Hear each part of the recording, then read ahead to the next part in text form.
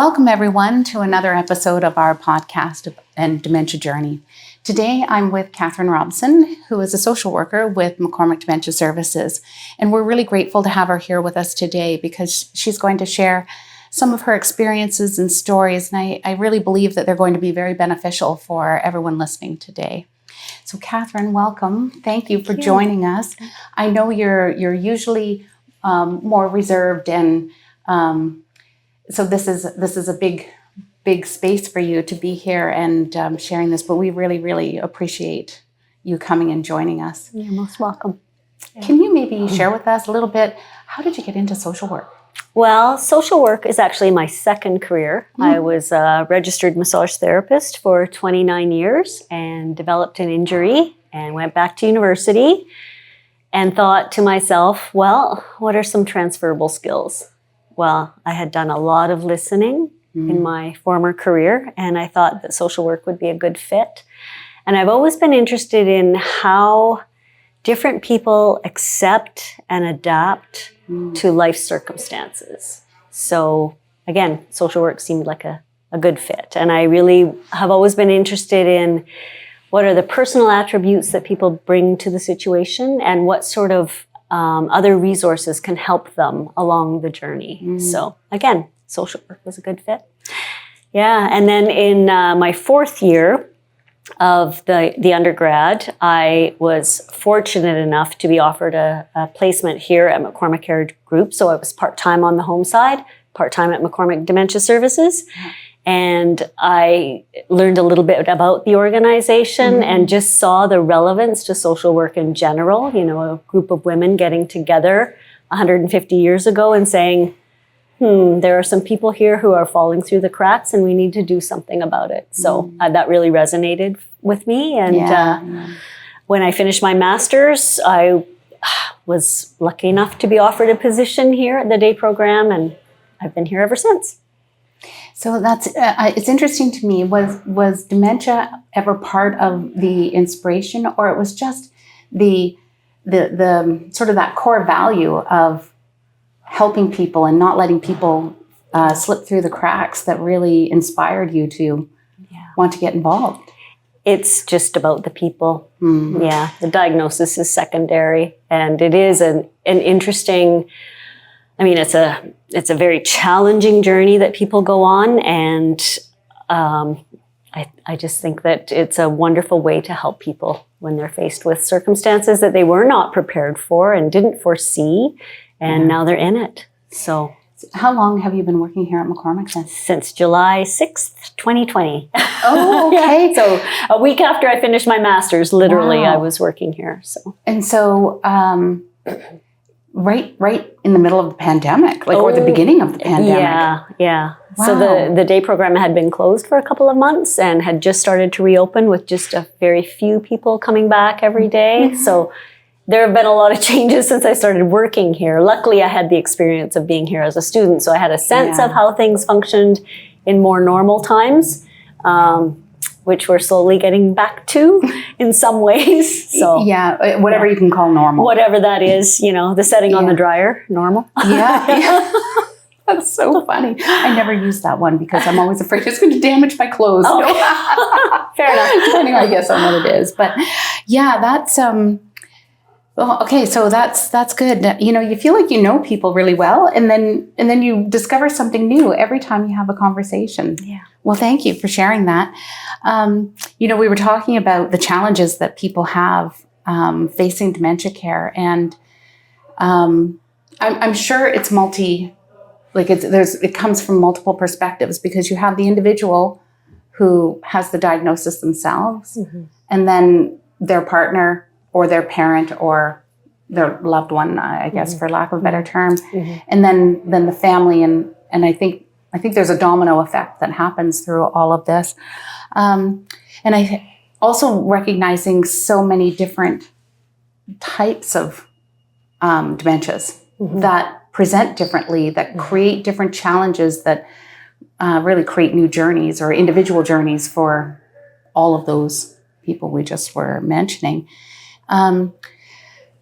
and I don't know if this is a possible thing for you to do, but perhaps can you maybe give us an idea of what some of those challenges are that the families face, if there's common ones that sort of come about for people, and thinking about it from the perspective of, if I'm listening to this and I've just received this diagnosis, what does that look like? Right.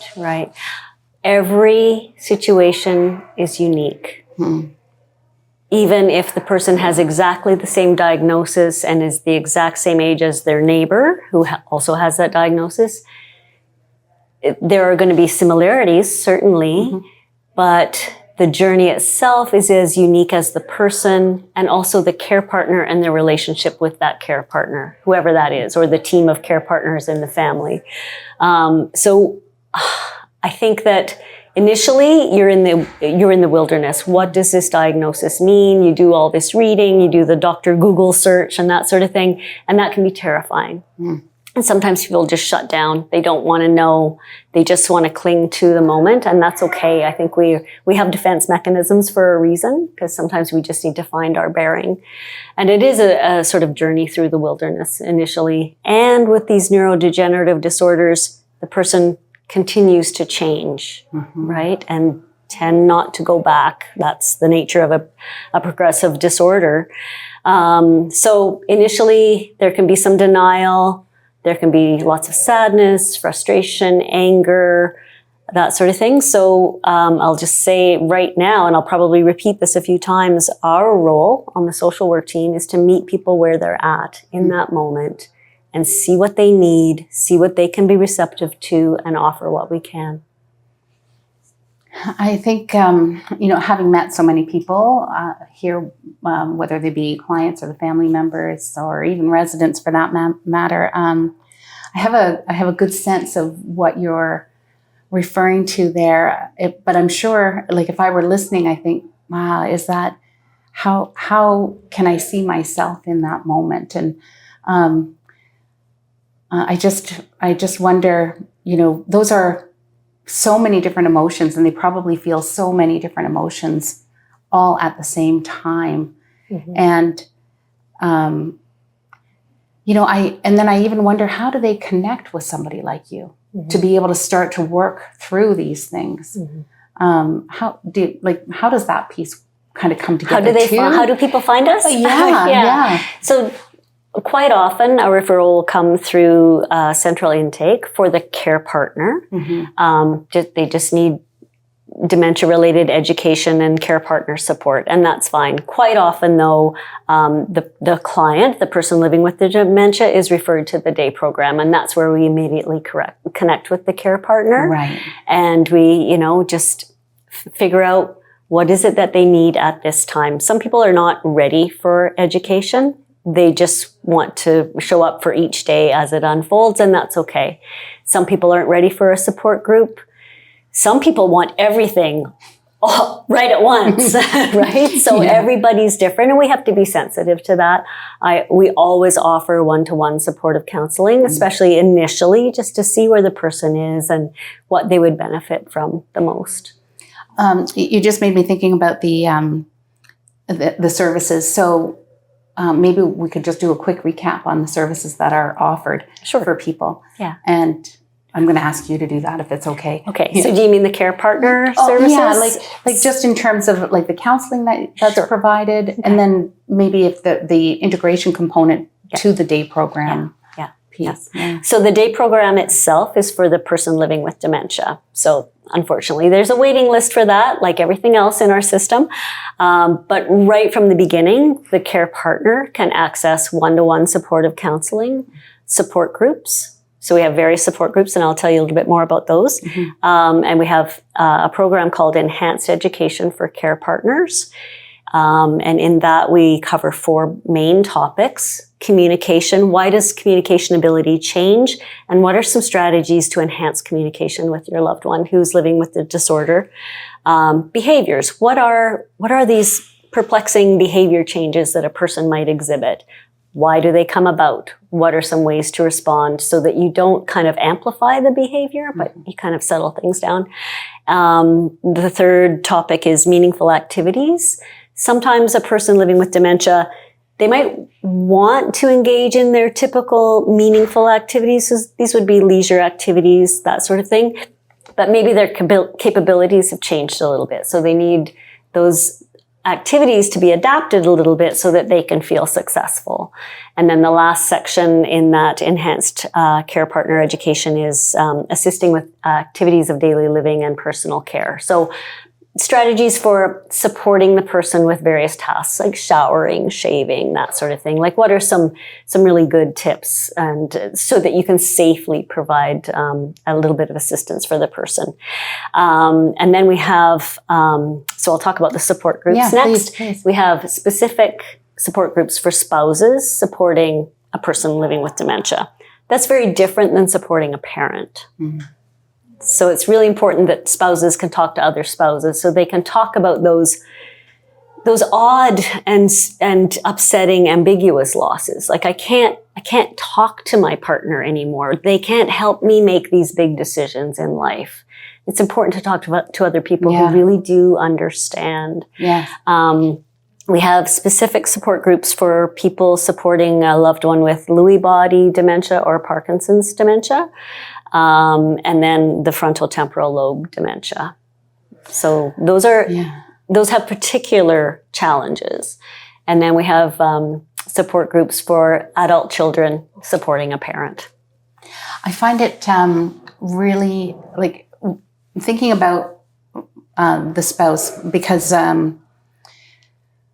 I just, when I look at this has been your partner for all your life, and all of a sudden you don't have that person anymore in the same way, in the same way. Yeah. And then faced with having to make choices that impact them, but also ultimately it impacts you as well. Absolutely. And now you have to do it alone when you're accustomed to making those big choices together. That's got to be heartbreaking in so many ways. Yeah.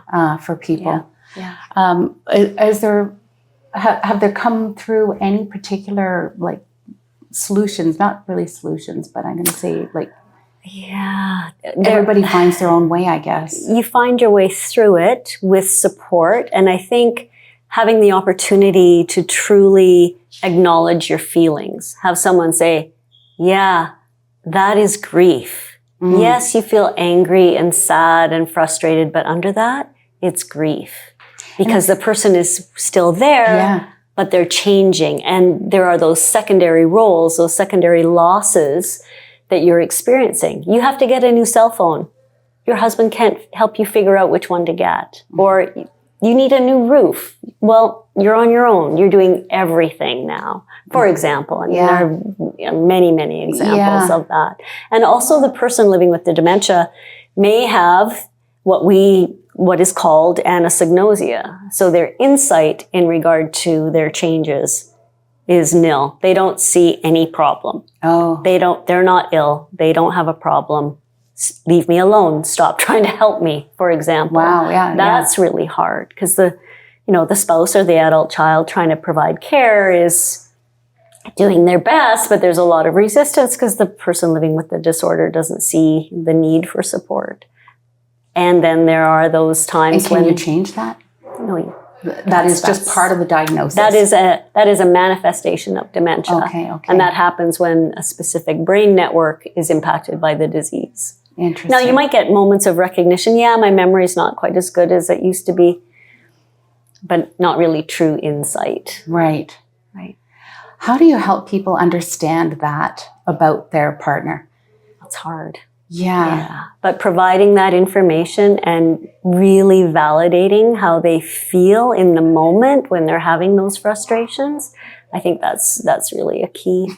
And not to make light of it, but literally I'm trying to imagine myself with my husband and thinking that would drive me crazy. Yeah. And I would find it very difficult not to get angry and then be sad and then feeling guilty. Yeah. Oh God. Yeah. Exactly. Like, so many.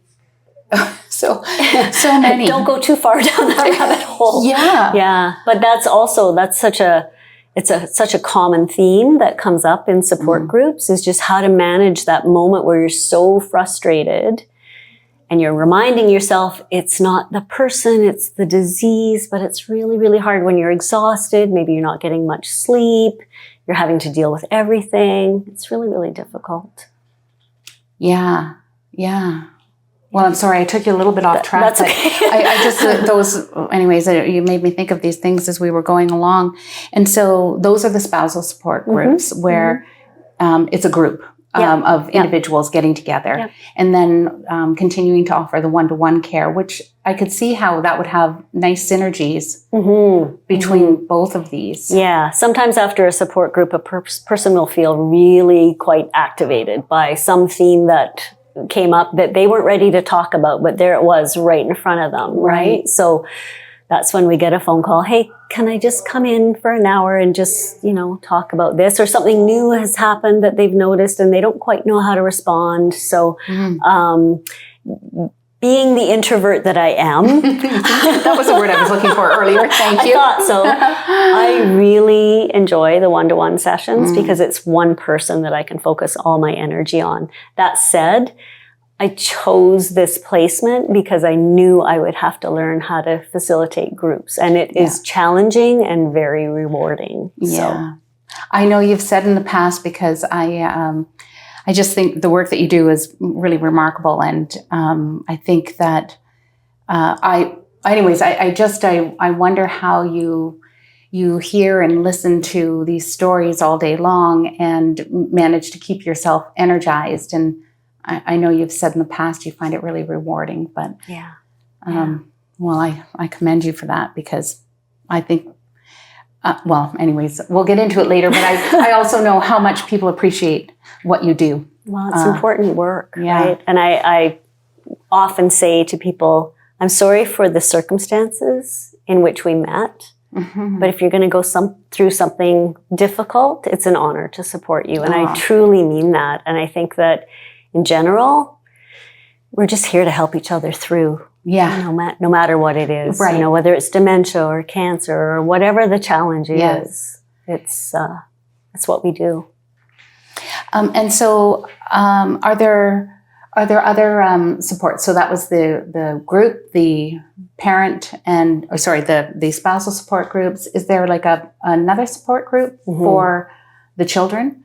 Yes. So those are the ongoing care partner support groups. Those ones are the first Wednesday of the month in person, or the second Wednesday, and these are evening programs on Zoom. So we're lucky now we can offer these Zoom programs for people who can't leave their loved one alone. Yes. So that's really, really great. Who can attend these programs? Any person supporting a person living with dementia. So adult children, even friends, like if they're the primary care partner, they're welcome to attend these support groups. I have a friend who is, unfortunately, her husband, what would be her daughter-in-law. And so she would be able to attend something like this as well. Yes, definitely. Because, I think it just has such a big impact for so many, for the entire family. Like, it's not just singular. It is not, no. And so learning. And I've also heard from people who have said, once we got the education, wow, our lives got so much easier. Yeah. Can you share any insights or any stories on these kind of It's so powerful to truly understand the full range of what this diagnosis could mean. Not everything happens to every person, which is good. And we have to remind people that, because you can tell sometimes during an education session, the person will just be freaking out. It's like, oh my gosh, that's going to happen. That's going to happen. We don't know, right? It's hard to predict. And typically not every person will experience every symptom. And I've had people say, I used to just be really angry at my loved one all the time. And now, I still get angry, but the next second I can say, they're not doing this on purpose. And that's particularly helpful if it comes about that the person no longer recognizes their spouse or their child. Right. Because you can take that really personally. If you think, well, I mustn't matter if they don't know who I am. then I mustn't matter. But it's not about that. It's recognition. So they know you in here. Yeah. They just can't recognize your face. Or they hear the name Sally and they think of Sally 30 years ago. And 30 years ago, Sally looked a lot younger. So they don't recognize this middle-aged lady coming through the door, Oh, gosh, yeah. And that's really important for people to kind of understand. Yeah. I've had a care partner said to me once, I didn't realize how much energy I was wasting fighting the wrong battles. Oh. And when I could just understand and accept, suddenly I had more energy for compassion and for just adapting to every moment as it unfolded. And that was a really powerful thing for me to hear. Yeah. It's interesting. I had a conversation with somebody recently and I said, energy is finite. We all, like, in the sense that you have so much energy in a particular moment that you can exert it in some areas that will garner you results, or you can exert it in other areas that give you nothing back, but you just exhaustion. Mm-hmm. And so learning to put your focus in the right spot is really important. And that she said it much more eloquently than I just summarized. So I understand what you're saying. Yeah. When you put energy into something, you want it to come back to you in some way, even if it's, my loved one feels calm now. Right. Because I didn't respond by raising my voice. Yeah. I just said, it's okay, I'm here with you. It's going to be okay, right?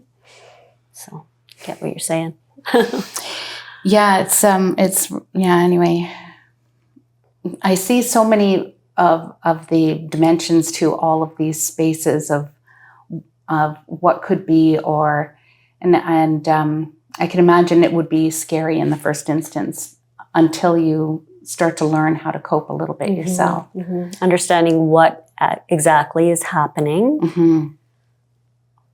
Remembering, some of the topics we might have covered in an education session and going, okay, so that's what it actually looks like in my house at this time. Right. And then not to borrow trouble on what you or fear what else might come, because maybe it won't. Maybe it won't. Yeah. Yeah. It's a fine line, because, we do encourage care partners to think ahead and be prepared, but not assume that that's exactly how it's going to unfold. Right. That's tricky. Yes. It's tricky. Yeah. I'm looking at one of my questions, but I think we got through that. It's as the other challenge is how it always is changing, that it's not static. Yeah. So that's why I think this would seem to me, these kind of conversations in this ongoing way. Absolutely. Yeah. Are really important. Mm-hmm. Mm-hmm. And the support groups are so helpful with that, because a new member might attend their first meeting and then not come back for a while, because they'll say, I'm not there yet and I don't want to hear it. Yeah. Right? I'm not ready. Yeah. And then they'll come back and say, you know what? It was actually good for me to know what could happen. Because when I started to recognize something similar, I knew where to go for help. Yes. Yeah. I was just thinking about the individuals who, like these care partners, and how you hear about this care partner burnout, and how these individuals are, they have a lot of responsibility. They have all the responsibility. Yeah, fair. Yeah, good point. And so, what kind of suggestions or ideas do you have for them on how they can maybe manage that? And I know each person is going to be unique and independent, but or maybe you have a couple of examples or stories that you can share that help people see, okay, this is a good way of coping. Mm-hmm. Or acknowledging that you do need a break. Mm-hmm. And when you take that break, at first, it's going to be hard. I'm thinking of overnight respite. Yeah. Where, we're supporting a care partner and we know this person is on the brink of a breakdown. Like, they're not just burnt out, their health is suffering. It's dire. Mm-hmm. Well, I couldn't let my loved ones spend the night there. I'd feel guilty. It's like, well, why don't you just try it out, right? Yeah. And the first time, they might not sleep because they're going to worry. that's normal. Yeah, right? That's yeah. common. But then they get used to the fact that they don't have to do it all the time. Will everyone do it exactly like them? Mm-hmm. No, that's not possible. No, of course. So it's kind of getting a bit of having a conversation about what the person can reasonably control, what the person can reasonably do. How do they monitor their expectations of the healthcare system or home care? Like sometimes we think, oh, well, it's going to be fine because my person's, I've got people coming into the home. And it's like, well, that opens up a whole other realm of frustration sometimes. So I think some people are really at high risk for burnout. And that may be associated with the kind of person who really does think they have to control everything, because we can't possibly. Or they think they're responsible for delaying the progression of the disease. Again, there are those modifiable risk factors. The disease is going to do what it's going to do. All you can do is care for your person. Learning to let go. How do you help people let go like that? Well, that's an individual journey. Yeah, some people will never let go. Yeah. Yeah, it's tricky. Yeah. And then ultimately that is they have to make those choices for themselves, I guess. And just sort of gently encouraging them to put on their own oxygen mask. I mean, it sounds like a bit of a cliche, but it's true. If you're trying to provide care and you're burnt out and resentful, it's not the best care that you could provide. And that's not a judgment. It's just reality. Right? Yeah. The more filled up you allow your own bucket to be, the more you have to pour. Yeah. Yeah. And so the individual who is living with dementia, how do they often fit into that dynamic? I mean, I guess it depends on what stage of the disease progression they're at, but I'm thinking more in the early stages that there's got to be a transition that takes place in these spaces as well for both partners. Yeah, it's an evolution, I think, and every situation is different.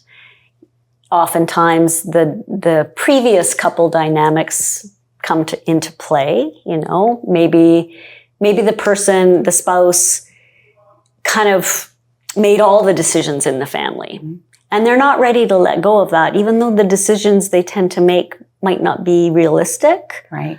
But they're still fighting back. They're not really relinquishing that role. So there's a lot of relationship dynamics that we kind of have to navigate, no matter what. We don't do couples counseling. We don't do family therapy. But we have to be mindful of those dynamics as we work with individuals and their care partners. I can imagine, too, that from time to time that perhaps some of the decisions that are being made by whomever the POA is at that time, that there could be other family dynamics where others in the family don't agree. Yeah. And I can see how that could be stressful and challenging. And families are fascinating. Yeah, I bet. Yeah. Well, they are actually. I have my own family. I agree. All know it. Yeah, I agree. And for better or for worse, all said and done. But and communication is the key. And often we don't have these difficult conversations well enough in advance for the family to be really aware of what the person would want.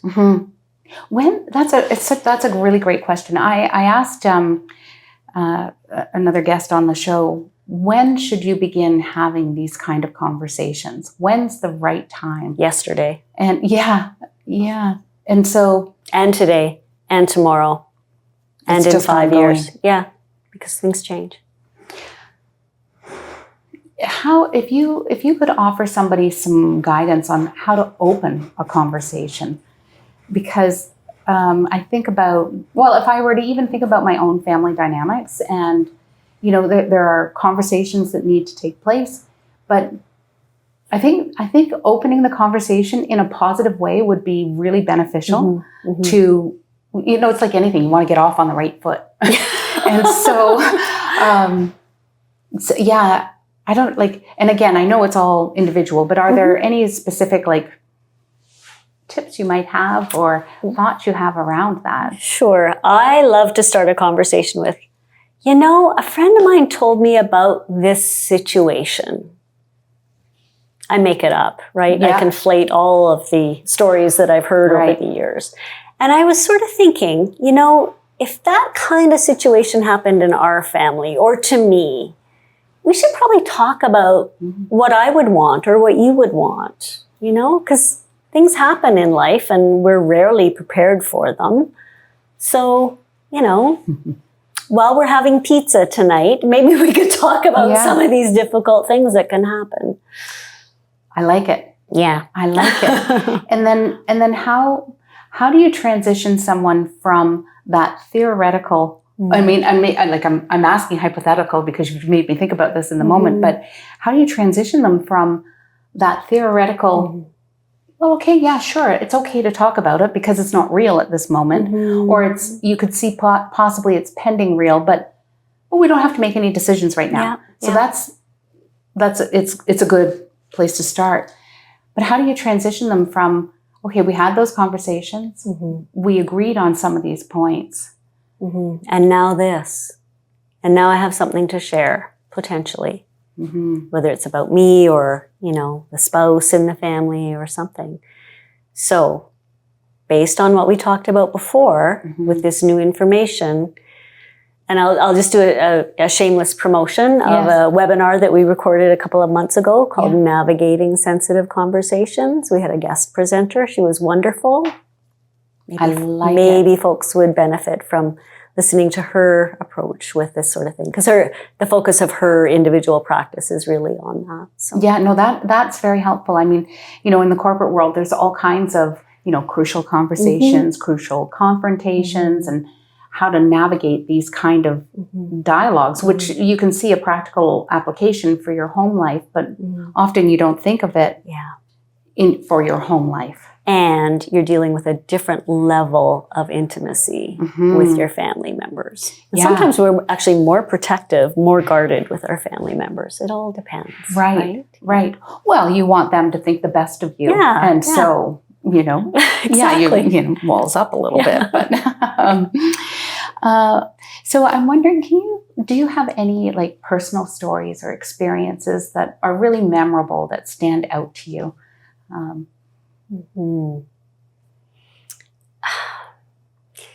That's a difficult question because they all sort of appear in my mind as a monolith of meaningful stories. But I think just the many, many moments, and I know that the other social workers, my colleagues, Tara and Sonia, would agree, that moment where you've walked through something really difficult with a care partner and they turn and they say, thanks for listening.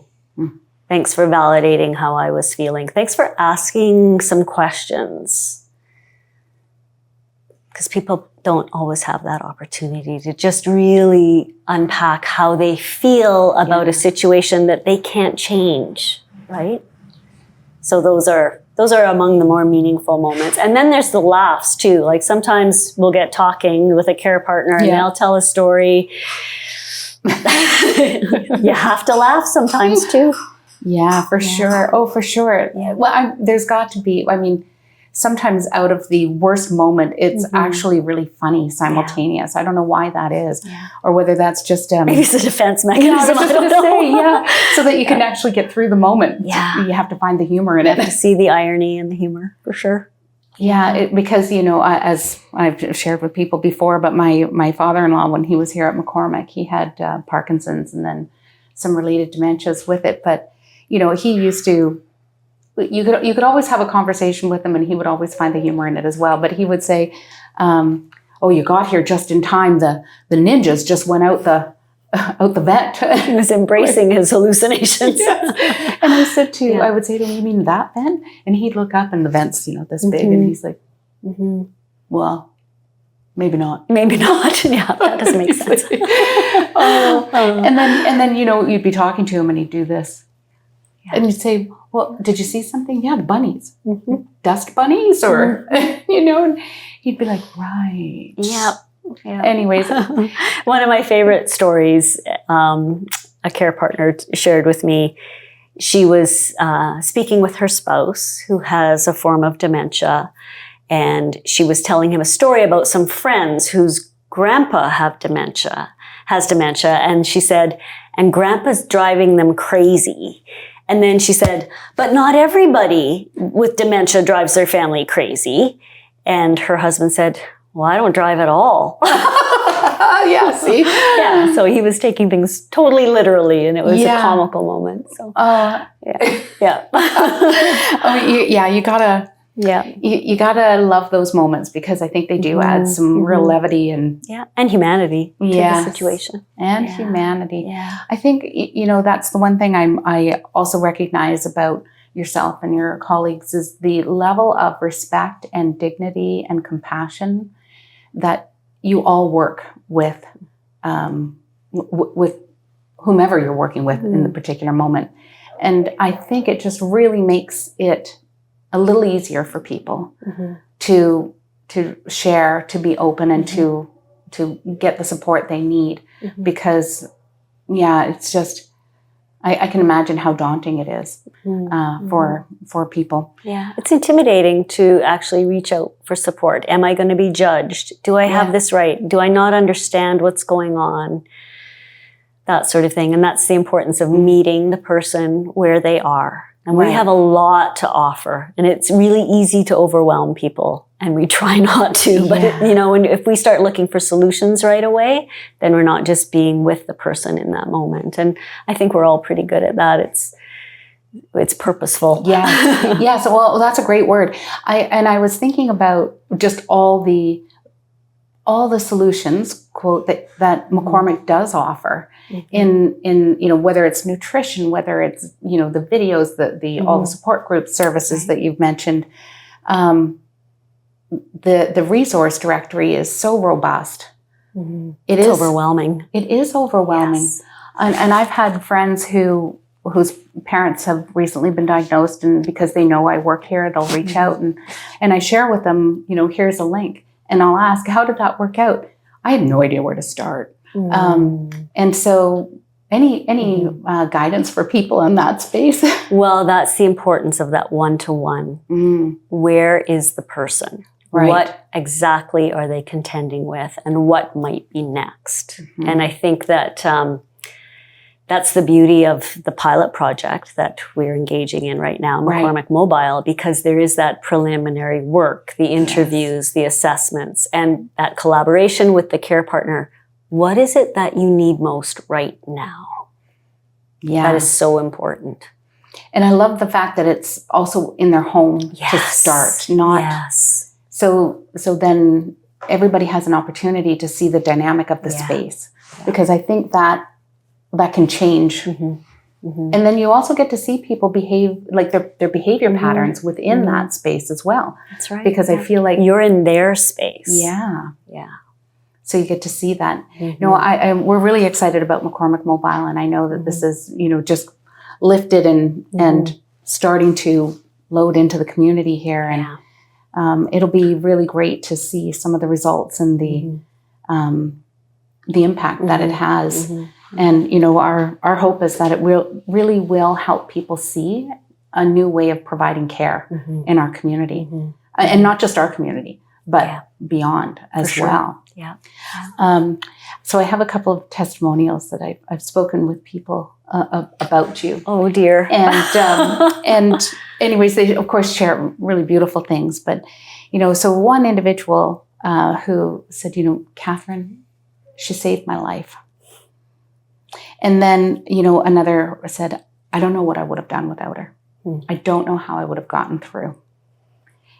And I know, I know you're great, but I also know, your colleagues are also really wonderful, and they do great work as well. Absolutely. And I think it's just, again, a reflection on the team. But how do you think about this when families share such positive information about you? Well, it's validating, and you never know what it is, right? That you've said or done that's been kind of the thing that clicks into place for that particular individual. It sounds like I may have done a decent job of meeting that person where they are. And honestly, just listening is sometimes exactly what the person needs. There is no solution. But if I can listen as you truly unpack how you really feel and not judge, that's the best thing I can do sometimes. The best thing we can do. And I know the exact same things have been said about Tara and Sonia as well. Oh, yes. With no doubt. Yeah. I'm just wondering is it just your personality type that is such a good listener? Or is it something that you've really learned how to do? Or do you know what I'm trying to say? And I keep hearing you say meeting people where they're at in this moment. And so the gravity of that kind of statement is really starting to sink in for me, even though I understood it in the first instance. But the more we talk about what situations are. So yeah, how did you become a good listener? Well, I think as the years go by, I'm becoming a better listener, a better and better listener. And I think that unless you meet that person right where they are, you miss them. You miss the opportunity. And I think that one of the beautiful things about our role here is a new referral comes in. We make that initial call. We get to start developing a relationship right from the beginning. Right. And that is such a gift, really. And again, it comes back to, where is this person? How do I find common ground with them? How do I support them right where they are? And then figure out where they need to go, what they might need next, how I would best serve them. Yeah. If that makes sense. And so that makes me think about,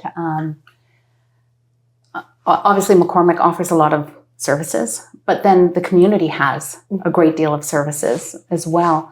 How do you help families sort of navigate some of that healthcare? Yeah. Because that healthcare landscape is, like, it's tricky. The healthcare landscape, home care, there's a lot of challenges and a lot of frustrations. And sometimes it's as simple as get a binder, write down who you spoke with, what organization they're with, their phone number, and what they promised you. Keep track. Don't keep it on Post-it notes. Right. Right? And, questions like... It's a journal. Yeah, exactly. So you need loose leaf. You need a big binder, right? Yeah. Some people will sort of mix up us with home and community care or the Alzheimer's Society, or there's a lot to keep track of. So if I can kind of specify, this is what this agency can do for you. This is their sort of domain. It's part of what we do. And there's so many of these agencies that are acronym based. I know. So that makes it probably tricky for people to keep it straight. It's kind of funny, actually. Yeah. And then I talk to people, and then the names change. Yes. And that also that's makes it really tricky. helpful. Because not mentioning any names. No, exactly. And so you hear people say, that one. Yeah. And everybody kind of says, oh yes, I think I do know. But this is back to the communication point. So maybe it wasn't that one. At any rate,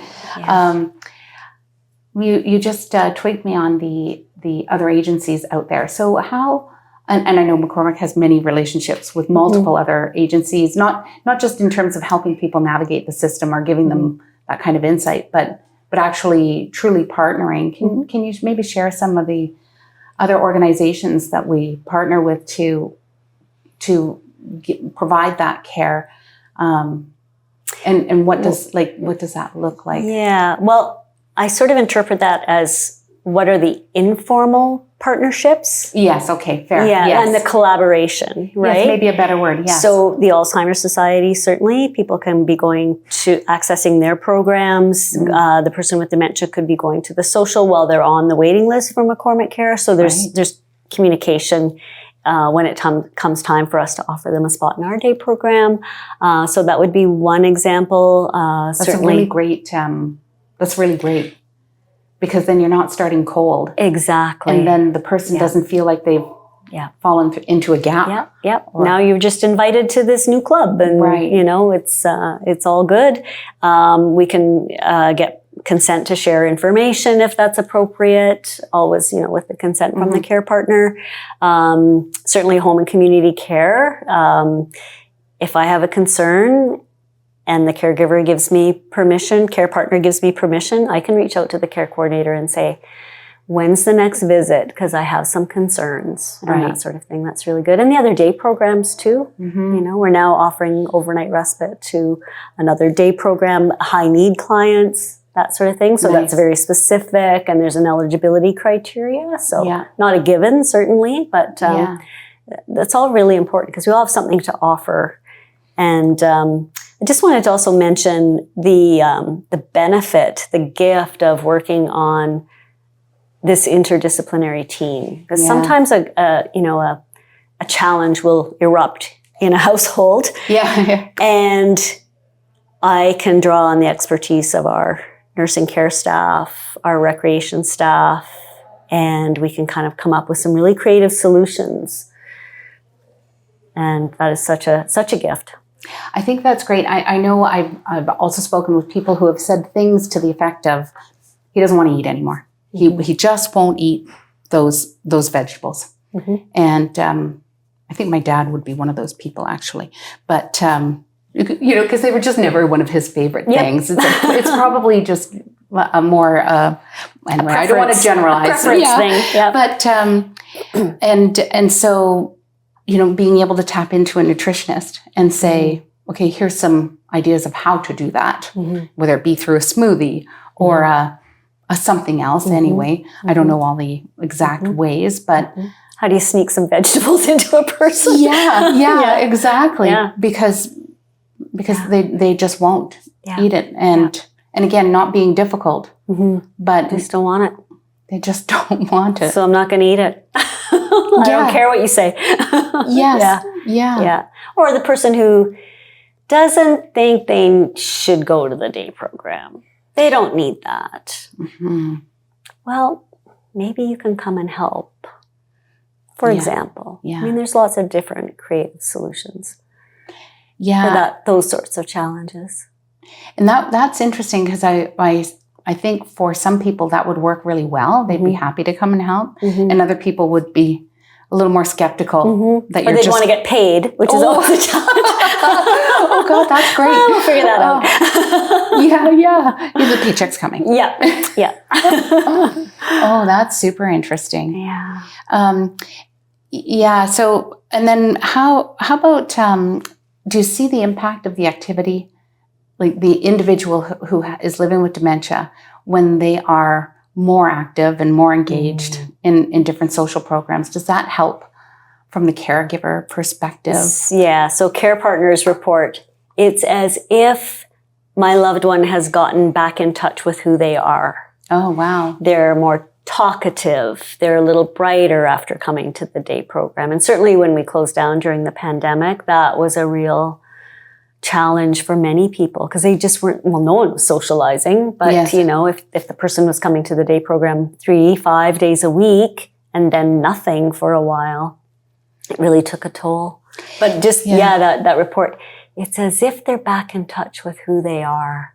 What a beautiful thing. Yes. Yeah. I recently was listening to a different podcast, but they were talking about the importance of socialization, but also the importance of friends.